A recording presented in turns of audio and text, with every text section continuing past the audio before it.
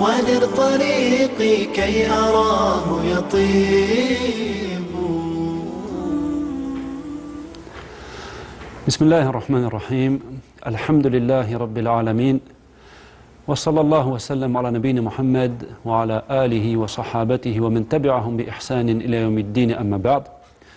Bienvenue à tous dans ce programme Da'wah que vous pourrez retrouver tous les jours entre 14h et 14h30 selon les horaires saoudiens. Dans ce cours sur le mois de Ramadan, qui est un des 4 piliers de l'islam, nous allons parler d'un sujet immensément important. Un sujet que beaucoup des musulmans ignorent. Ce sujet, c'est la raison pour laquelle Allah nous a prescrit le jeûne. Pourquoi Allah nous a ordonné de jeûner? Est-ce simplement pour avoir soif, pour avoir faim, ou y a-t-il une sagesse bien plus importante que cela?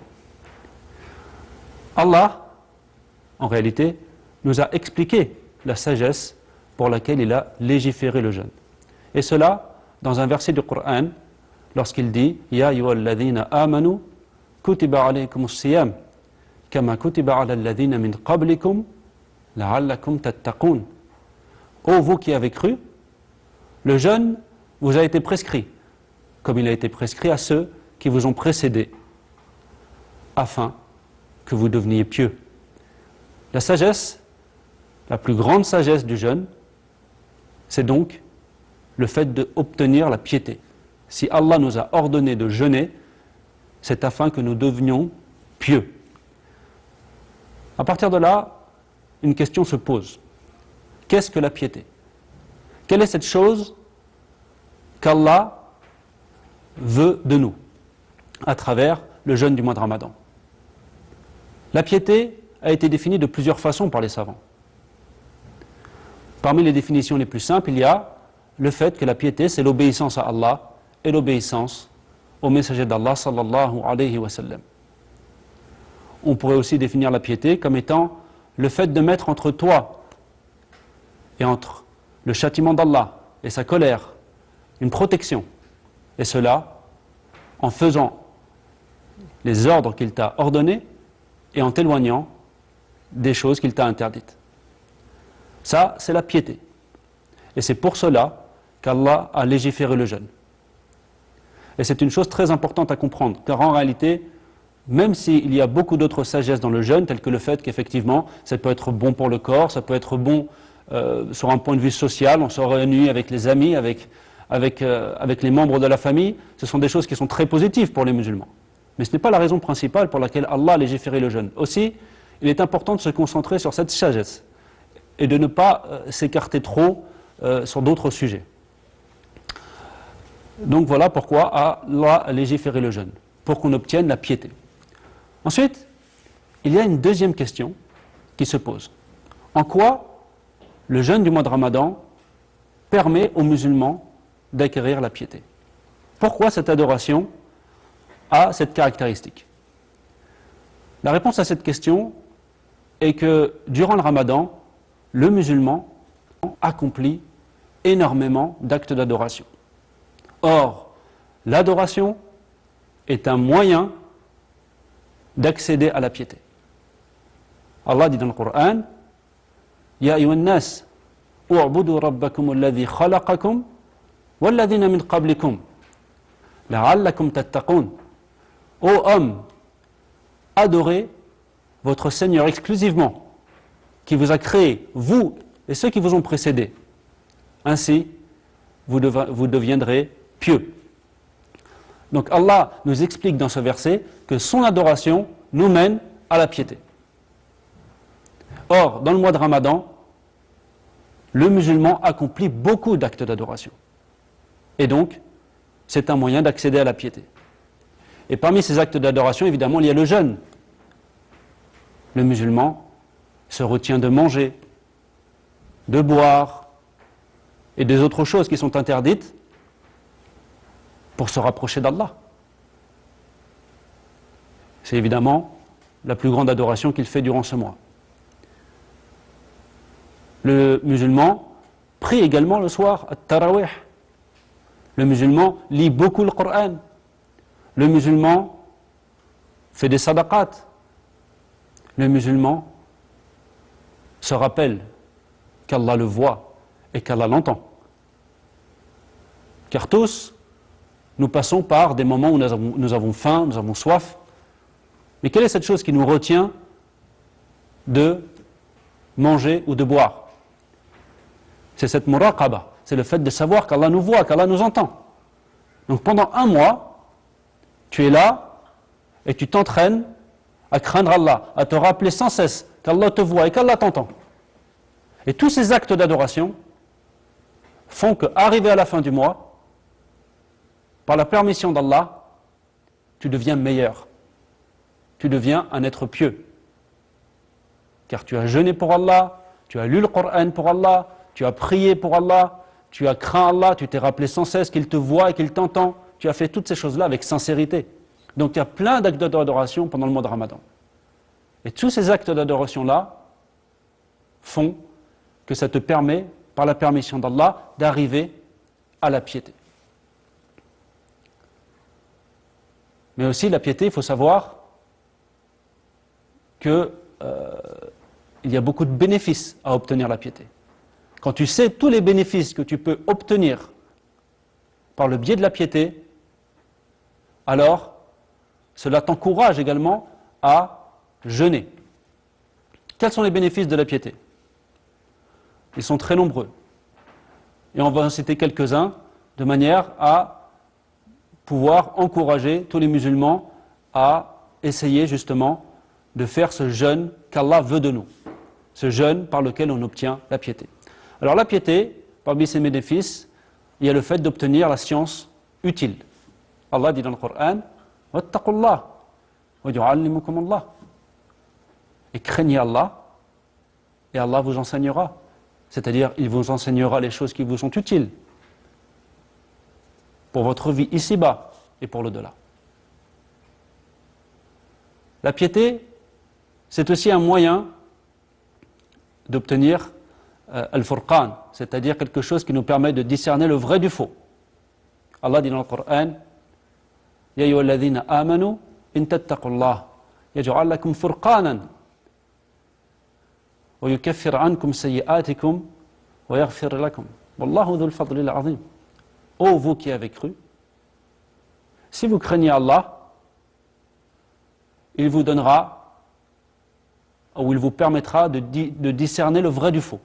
Et il pardonnera vos péchés. Allah est le détenteur de la grâce immense. Parmi les bénéfices de la piété également, il y a le fait d'obtenir l'amour d'Allah. Car Allah aime les pieux. Allah dit dans le Coran, « Inna Allaha yuhibbul muttaqin » Allah aime ceux qui le craignent. Allah aime ceux qui sont pieux. Et quand Allah aime un serviteur, alors il le guide, il le protège. Et cette chose-là est parmi les plus grandes choses, les plus grands bienfaits que peut obtenir le musulman sur cette terre, car c'est le moyen d'aller au paradis. Le prophète محمد sallallahu alayhi wa sallam nous dit qu'Allah dit من عاد لي وليا فقد آذنته بالحرب وما تقرب إلي عبدي بشيء أحب إلي مما افترضته عليه وما يزال عبدي يتقرب إلي بالنوافل حتى أحبه فإذا أحببته كنت سمعه الذي يبصر به وسمعه الذي أو كنت سمعه الذي يسمع به وبصره الذي يبصر به ويده التي يبطش بها ورجله التي يمشي بها ولئن سألني لأعطينه ولئن استعاذني لأعيذنه أو كما جاء في الحديث. C'est-à-dire, celui qui prend un de mes bien-aimés pour ennemi, je lui déclare la guerre. Et parmi tous les actes d'adoration que le serviteur peut faire, la chose que j'aime le plus, par laquelle il se rapproche le plus de moi, ce sont les actes que je lui ai ordonnés. Et mon serviteur ne cesse de se rapprocher de moi par le fait d'accomplir les actes surérogatoires jusqu'à ce que je l'aime. Et quand je l'aime, je deviens son ouïe par laquelle il entend, sa vue par laquelle il voit, sa main par laquelle il prend, son pied par lequel il marche. Et si il me demande, je lui donne. Et si il demande ma protection, je la lui donnerai. Donc c'est quelque chose de razim d'obtenir l'amour d'Allah, c'est quelque chose d'immense d'obtenir l'amour d'Allah. Et évidemment, comme on a dit, celui qui obtient l'amour d'Allah vit et meurt comme ça, ira au paradis et évitera l'enfer. Parmi les choses également, les bénéfices de la piété, il y a le fait d'obtenir l'aide d'Allah. Allah dit dans le Coran, Inna Allaha ma'al muttaqin. Wa'alamu anna Allaha ma'al muttaqin. Wa'alamu anna Allaha ma'al muttaqin. Et sachez qu'Allah est avec ceux qui le craignent, est avec les pieux. Et dans ce verset, quand Allah dit est avec les pieux, c'est-à-dire qu'il les soutient, qu'il les aide. Comme Allah dit dans le Coran également, lorsque le peuple de Moussa arrivé devant la mer, était coincé devant la mer avec le peuple de Pharaon, ou Pharaon et ses soldats qui étaient à leur trousse, ils allaient les rattraper. Les compagnons de Moïse ont dit, ça y est, nous sommes rattrapés, c'est fini. Il a dit, Kalla, inna ma'iya rabbi sayahdin. Mais non, mon Seigneur est avec moi, il va me guider. Donc toi, en tant que musulman, en tant que croyant, comme nous tous, on est tous dans des problèmes, on a tous besoin d'Allah. Si tu crains Allah, si tu fais ce qu'il t'a ordonné, délaisse ce qu'il t'a interdit, si tu obtiens cette piété, si tu deviens pieux, Allah sera avec toi. Allah va t'aider, Allah va te soutenir. C'est Allah qui va te soutenir, celui qui est omnipotent, celui qui est capable de tout, qui sait tout, qui a une sagesse absolument parfaite, il va te soutenir. Celui que nul ni personne ne peut dominer, Al-Aziz, celui qui a une sagesse absolument parfaite, Al-Hakim, Al-Alim, qui sait absolument tout, qui est omnipotent, il va te soutenir, il va t'aider. Et d'ailleurs aussi, parmi les bénéfices de la piété, il y a le fait de sortir des problèmes. Car quand tu crains Allah, Allah te donne une issue favorable à tes problèmes. Allah dit dans le Coran, وَمَن يَتَّقِ اللَّهَ يَجْعَلْ لَهُ مَخْرَجًا. Et quiconque craint Allah, il lui donne une issue favorable. Il lui donne une issue favorable. C'est une condition. Si tu crains Allah, Allah te donne une issue favorable. Donc toutes ces choses-là qu'on entend nous donnent envie de jeûner comme il faut. Nous donnent envie de jeûner comme il faut, afin d'obtenir la piété. Et obtenir la piété, c'est obtenir l'amour d'Allah, l'aide d'Allah, le soutien d'Allah, des issues favorables, la science profitable. Mais il y a quelque chose de plus grand encore. La chose la plus grande qu'on peut obtenir et qu'on obtient par la piété, c'est le pardon d'Allah. Le pardon d'Allah et le paradis. Allah dit dans le Coran, Inna lil muttaqina 'inda rabbihim jannatin na'im. Il y a, pour ceux qui craignent Allah, ou pour ceux qui sont pieux, auprès de leur Seigneur, les jardins du délice. Et Allah dit dans le Coran, وَسَارِعُوا إِلَى مَغْفِرَةٍ مِّن رَبِّكُمْ وَجَنَّةٍ عَرْضُهَا السَّمَاوَاتُ وَالْأَرْضُ وَعِدَّتْ لِلْمُتَّقِينَ الذين ينفقون في السراء والضراء والكاظمين الغيظ والعافين عن الناس والله يحب المحسنين والذين إذا فعلوا فاحشة أو ظلموا أنفسهم ذكروا الله فاستغفروا لذنوبهم ومن يغفر الذنوب إلا الله ولم يصروا على ما فعلوا وهم يعلمون أولئك جزاؤهم عند ربهم جنات تجري من تحتها الأنهار خالدين فيها ونعم أجر العاملين. Donc je vais lire un petit peu la traduction de ces versets, c'est un petit peu long. Donc je vais avoir besoin de lire un petit peu.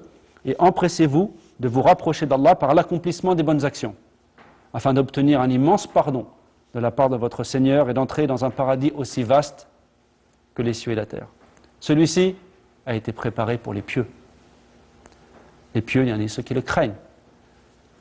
Ceux-là dépensent de leurs biens dans l'aisance et dans l'adversité, dominent leur colère alors qu'ils pourraient s'y abandonner, et pardonnent à ceux qui ont été injustes envers eux. Allah aime ceux qui agissent de la meilleure manière. Quand ils ont commis un grand péché, ou un péché moins grave, ils se souviennent d'Allah et implorent son pardon. Et qui est-ce qui pardonne les péchés sinon Allah? Et ils ne persistent pas sciemment dans le mal qu'ils ont fait. Ceux-là ont pour récompense le pardon de leur Seigneur, et dans l'au-delà, ils bénéficieront au paradis de jardins extraordinaires sous lesquels coulent les ruisseaux. Ils y demeureront pour l'éternité. Comme est belle la récompense de ceux qui obéissent à Allah. Donc, dans les versets que nous venons de citer, il y a le fait que ceux qui craignent Allah obtiennent le pardon de leurs péchés, pour leurs péchés. Et aussi quelque chose de très très important, et quelque chose qu'il faut relever ici, et vous allez comprendre, j'ai cité au début du cours que la piété, c'est le fait, pour faire simple, d'obéir à Allah et d'obéir au messager d'Allah sallallahu alayhi wa sallam. C'est le fait de mettre entre toi et le châtiment d'Allah et sa colère une protection.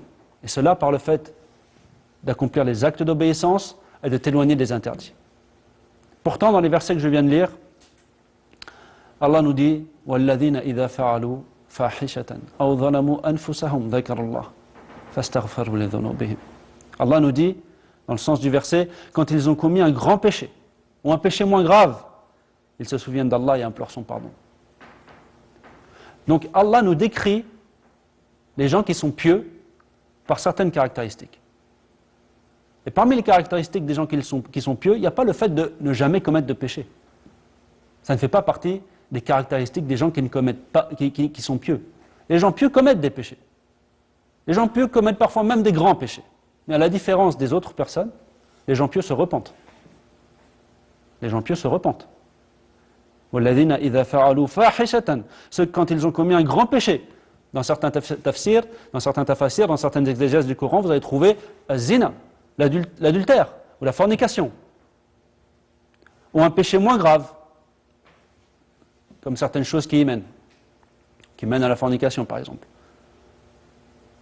Je ne suis pas en train de dire évidemment que les caractéristiques des gens pieux, ce sont des gens qui accomplissent la fornication. Je suis en train de dire que une personne qui est pieuse peut tomber parfois dans des grands péchés ou des péchés moins graves. Mais à la différence des autres personnes, cette personne-là se repent. Car en réalité, nous commettons tous des péchés. Donc la solution, c'est évidemment de se repentir et de demander pardon à Allah.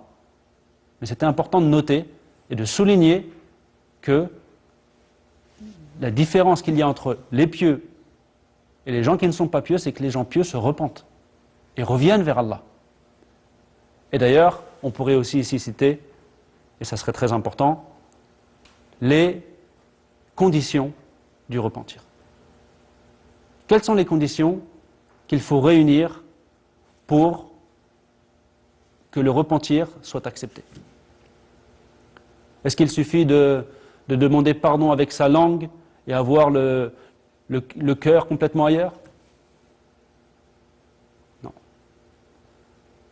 Les conditions du repentir sont au nombre de 3. La première, c'est le regret. Le fait de regretter ce qu'on a fait. La deuxième, c'est le fait d'arrêter. Quand une personne se repent, elle arrête. C'est pas, elle se repent et elle est toujours en train de commettre ce péché. Et la troisième, c'est le fait d'avoir l'intention de ne pas recommencer ce péché. Et j'ai bien dit ne pas avoir l'intention. Ce qui signifie que si une personne se repent d'un péché, mais retombe dans ce péché, après s'être repenti sincèrement, alors le premier repentir sera accepté. Et ainsi de suite. Si une personne se repent 1 million de fois et retombe dans le même péché 1 million de fois, mais se repent sincèrement 1 million de fois, Allah accepte le repentir. Allah est riche. Wal Ghani, il n'a pas besoin de nous. Et il pardonne. Et il est le plus miséricordieux des miséricordieux. Quel que soit le péché que la personne a accompli, si la personne demande pardon sincèrement, Allah lui pardonne. Et il y a aussi une quatrième condition, très importante. C'est quand le péché est lié à un droit des créatures. C'est-à-dire quand une personne commet un péché ou qui est une injustice envers une créature. Dans ce cas-là, pour que le repentir soit accepté, il faut, en plus des 3 conditions que je viens de citer, c'est-à-dire le regret, le fait d'arrêter, le fait de ne pas recommencer, ou le fait d'avoir l'intention de ne pas recommencer, pardon, il faut que la personne répare son injustice. Donc, prenons un exemple, une personne vole 10 000 euros. Une personne vole 10 000 euros. Elle décide de se repentir. Elle regrette d'avoir volé. Elle regrette d'avoir volé. Elle arrête de voler. Elle a l'intention ferme de ne plus jamais voler. Mais par contre, il faut qu'elle les rende les 10 000 euros. Car si elle ne les rend pas, son repentir ne sera pas accepté. C'est pour ça que les péchés que la personne fait entre elle et les créatures sont très problématiques. Car il faut réparer l'injustice. Et enfin, je terminerai sur quelque chose de très important qui est que ce jeûne du mois de Ramadan est une adoration. C'est évidemment une adoration. Ce n'est pas un acte cultuel. Ce n'est pas un acte qu'on fait parce que nos parents sont musulmans, parce qu'on a vécu dans un pays musulman. Non, on jeûne le mois de Ramadan parce que Allah nous a ordonné de jeûner le mois de Ramadan. Parce qu'on veut se rapprocher d'Allah, parce qu'on veut la récompense d'Allah. Donc on le fait pour Allah. On ne le fait pas parce que tout le monde le fait. On ne le fait pas, voilà, je le fais comme un acte normal. Non, c'est une adoration. Je veux me rapprocher d'Allah. Quand je lis le Coran, c'est pour me rapprocher d'Allah. Si je vais faire une umrah, c'est pour me rapprocher d'Allah. Je n'ai pas besoin de me filmer devant la Kaaba en train de dire je vais faire une umrah. Je n'ai pas besoin de... Non, ce sont des actes qui doivent être faits que pour Allah. Donc il faut être sincère. Il faut accomplir tous ces actes-là, tous les actes d'actes d'adoration que nous venons de citer avec sincérité. Faire ces choses-là pour Allah. Et parmi les choses qu'on peut citer au sujet de la sincérité, certaines paroles de savants qui sont très importantes et qui permettent de méditer vraiment la sincérité. Comment obtenir cette sincérité? Certains savants nous disent, pour obtenir la sincérité, il faut cacher ses bonnes actions comme on cache les mauvaises. Évidemment, je ne suis pas en train de dire que pour une personne, il s'agit d'abandonner la prière à la mosquée. La mosquée pour un homme, abandonne la prière à la mosquée, va plus faire les prières obligatoires à la mosquée et tu auras la sincérité. Non, non, je parle des actes surérogatoires. Une personne jeûne, un jeûne surérogatoire, et non pas le jeûne de mois de Ramadan, pourquoi elle va le raconter à tout le monde? Une personne va faire une umrah, elle le fait pour Allah, elle n'a pas besoin de parler de tout ça à tout le monde. Voilà, donc ça c'était pour la sincérité. Je vous remercie donc, barakallahu fikoum, de m'avoir donné tout ce temps et je demande à Allah qu'il vous permette de réaliser la raison pour laquelle Allah a légiféré ce jeûne, à savoir la piété, et qu'il fasse de nous tous des gens pieux et qu'il nous permette d'arriver à la fin du mois de Ramadan en étant meilleurs, en étant plus proches d'Allah et en ayant obtenu le pardon pour nos péchés. Wassalamu alaikum wa rahmatullahi wa barakatuh. Assalamu alaikum wa rahmatullahi wa barakatuh, my dear brothers and sisters. This is the first day of Ramadan, and it was a tradition of the Prophet Muhammad sallallahu alayhi wa sallam to start with a famous supplication upon the sighting of the moon. Rasulullah sallallahu alayhi wa sallam used to say, Allahumma ahillahu alayna bil-amni wal-iman wal-salamati wal-islam.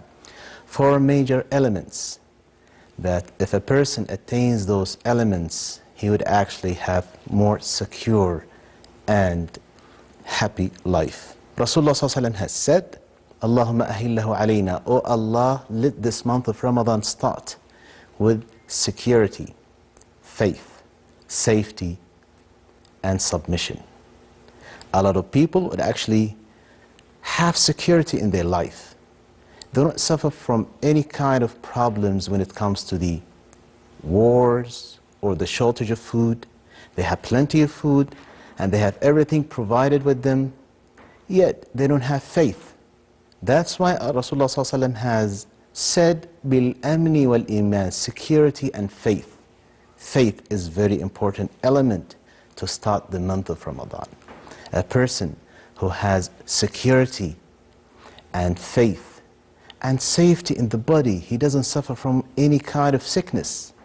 And submission, he submit to the will of Allah, because Allah has prescribed fasting upon us during the month of Ramadan, and he submit his will to Allah subhanahu wa ta'ala and fast.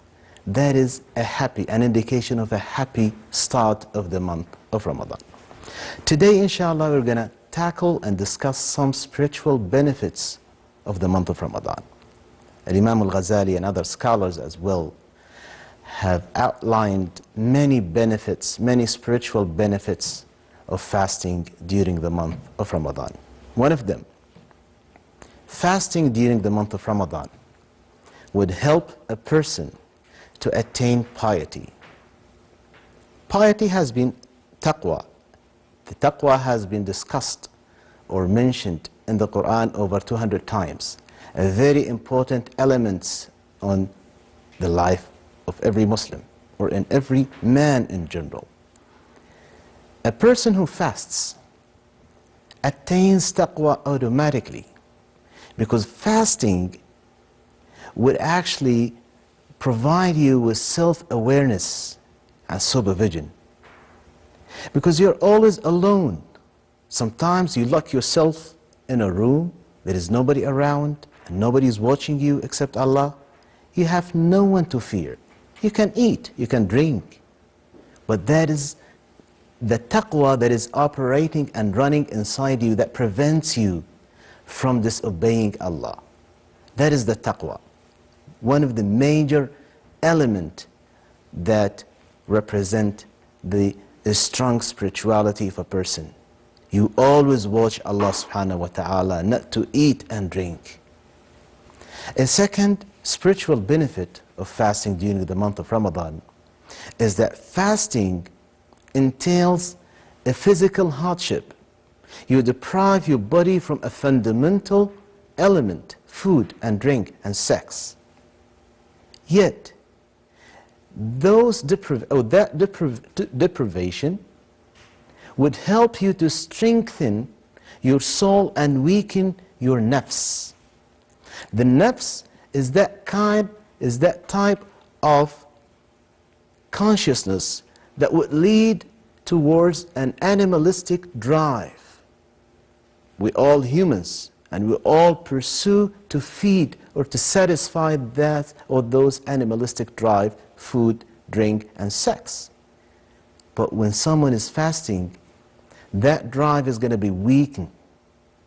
And that weakening would help to uplift the spirit of a human being. In fact, even physically, even medically and scientifically, they say intermittent fasting would help the senses to get stronger.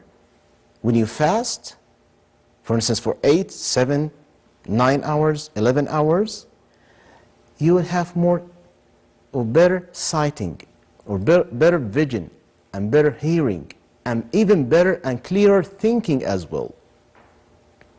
That kind of weakened nafs would actually deprive you to pursue those, let's say, evils and sins.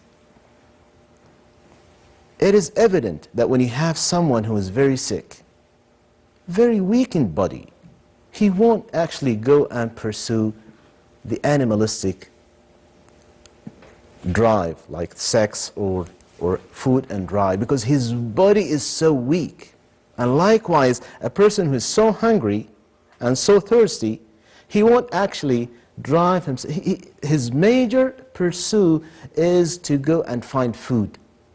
Even the brain is automatically programmed when someone is hungry or thirsty to go and ask the body to provide it with more water or with food.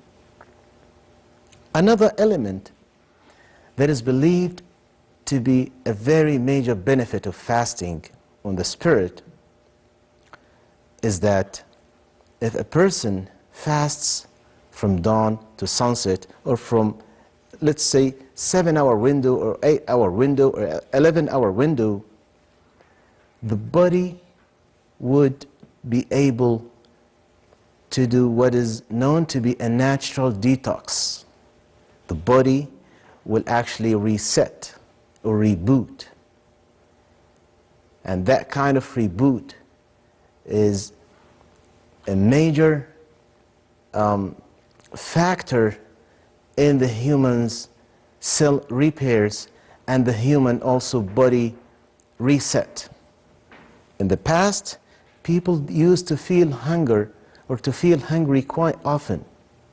Nowadays, unfortunately, people are digging their graves with their teeth. They eat a lot, but they move less.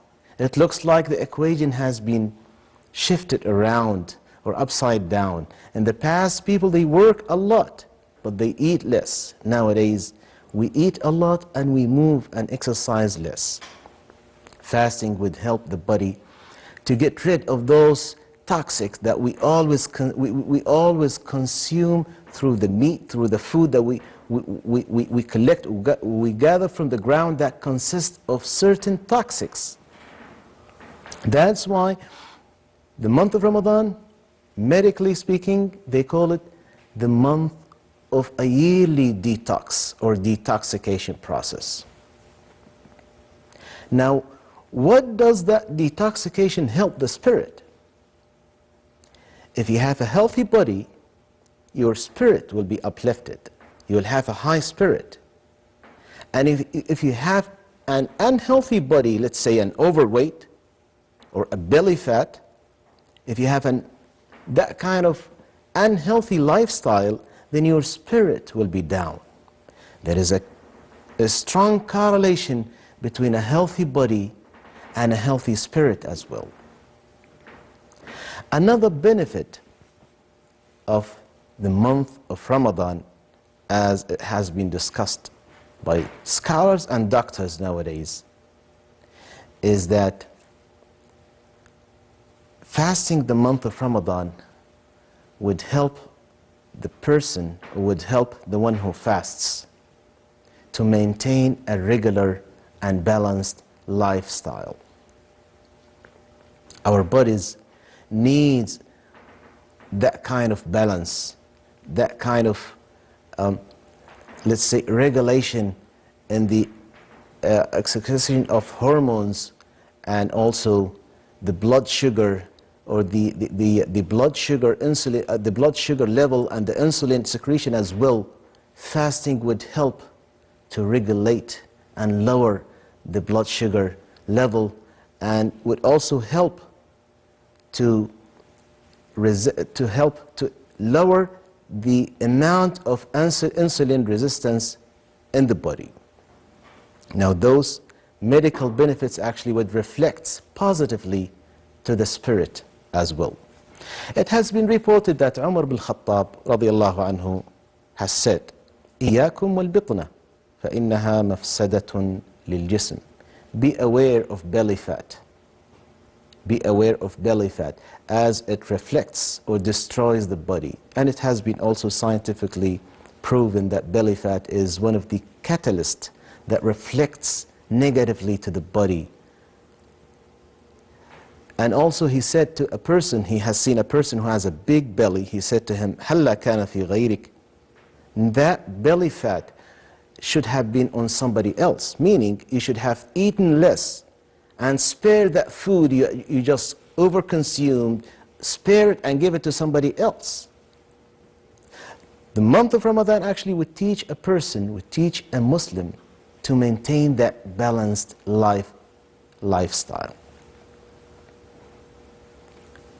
Now, when we have that kind of weakened nafs during the day, during fasting,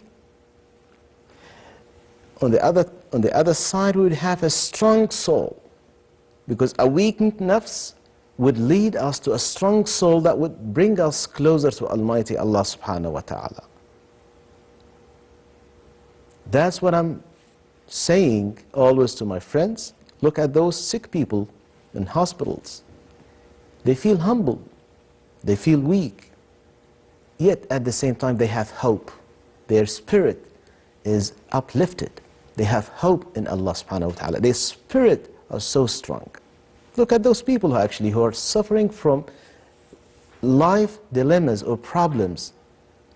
The more despair they have, the more miserable life they have, sometimes you find them spiritually they're strong enough to resist their calamities and tribulations they are actually encountering in life.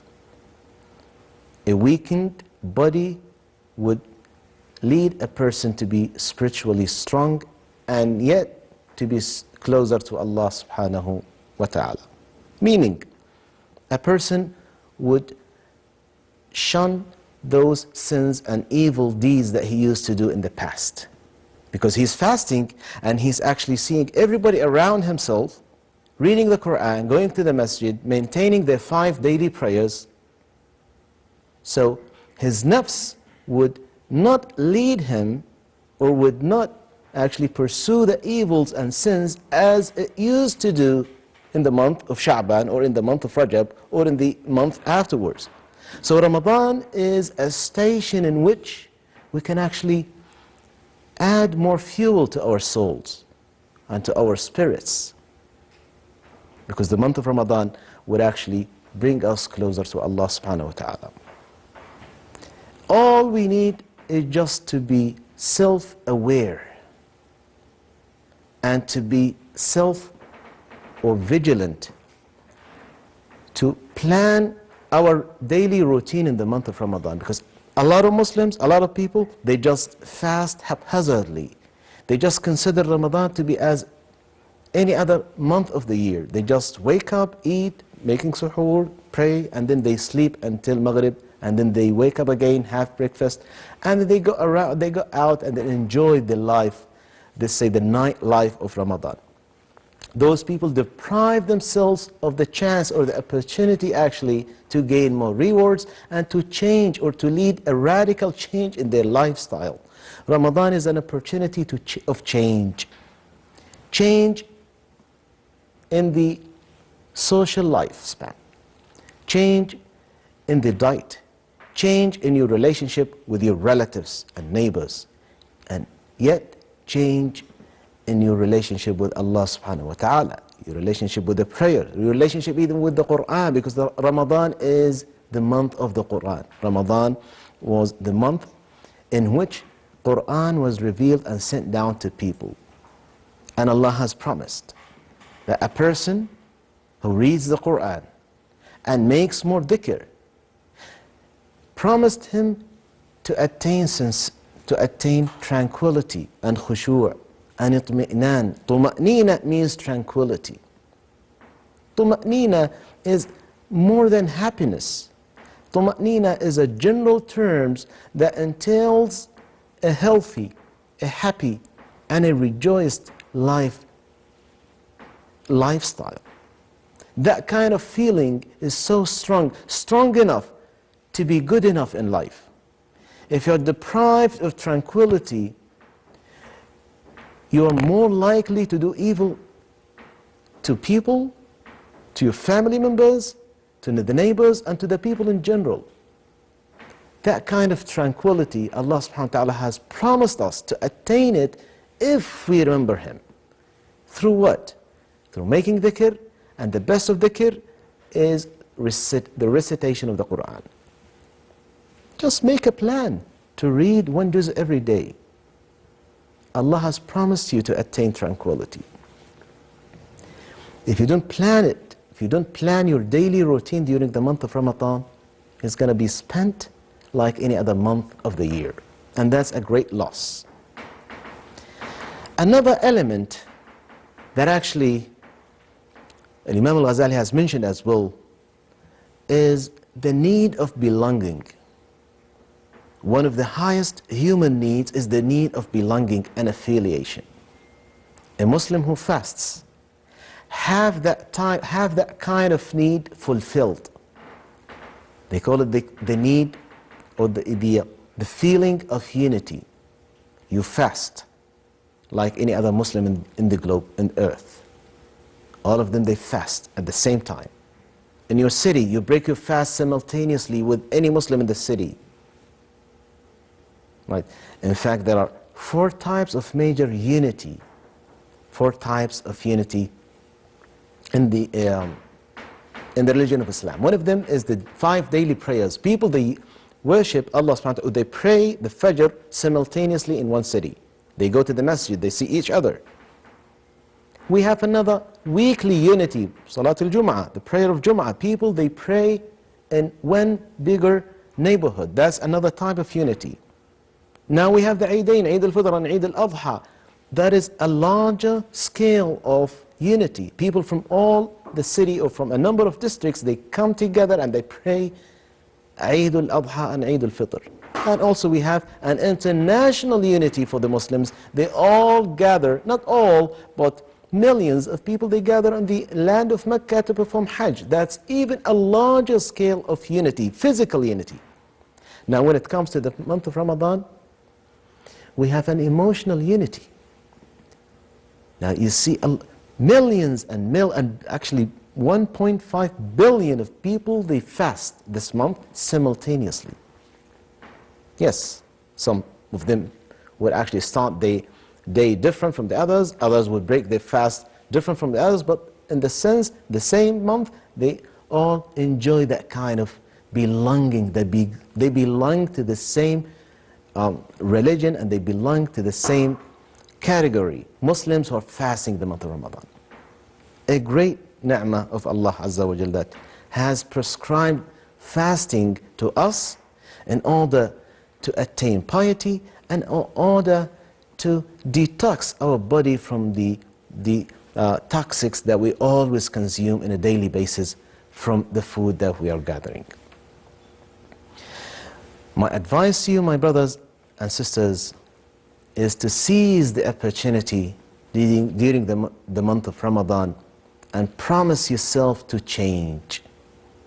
Now, take a paper and write down the bad stuff that you think you always do before the month of Ramadan. Make a target, certain targets that you can fulfill by the end of the month. Plan it. Try to seize the opportunity to lead a healthy lifestyle, a healthy social lifestyle as well, a healthy spiritual lifestyle, a healthy connection with the masjid, a healthy connection with the Quran, a healthy connection with your parents, visit them, and also a healthy connection with your family members. Usually the family, they sit down together to have the breakfast and suhoor. What do you do during those times? And seize the opportunity to educate your kids, to be a good example actually, to be a good example for your kids and wives. Once you become a good example during the month of Ramadan, you will lead your kids by example. Your wife would follow you. Your kids would follow you. Just plan that month properly, and so you can actually get the most out of it. Now there are heaps and a lot of ahadith that actually would mention the spiritual benefits of the month of Ramadan. The last point that I'm going to mention here is that the month of Ramadan is the month of empathy. The month of empathy. Definitely you will feel hungry or you'll feel thirsty at any time of the day. Those moments of hunger and thirst would remind you of those people who are actually suffering from famine, those people who are suffering from wars, those people who have been displaced from the countries due to political disputes. Now, once you have that kind of hunger and thirst feeling, you would sympathize and empathize with them. That kind of empathy would actually teach you something, to have more empathy for people. Because a lot of people, they are so individualistic, they do not care about others. And yet, they do not pay charity. That kind of empathy would help you to pay charity, to pay zakah, to give sadaqah. And Rasulullah ﷺ has said, مَا نَقَصَ مَالٌ مِّن صَدَقَةٍ. Paying charity would never decrease your wealth. In fact, it would increase it. Increase it when it comes to barakah, the blessing. Increase it when it comes to the reward of Allah Azza wa Jal that He has promised you.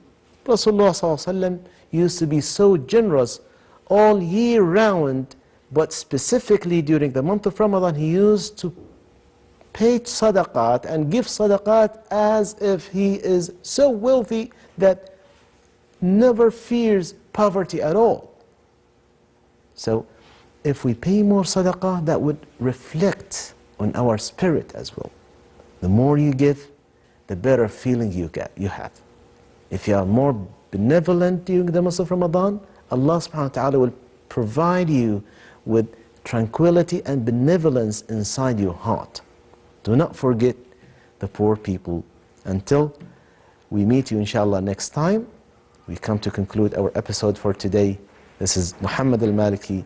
Wassalamu alaikum wa rahmatullahi wa barakatuh. See you inshallah.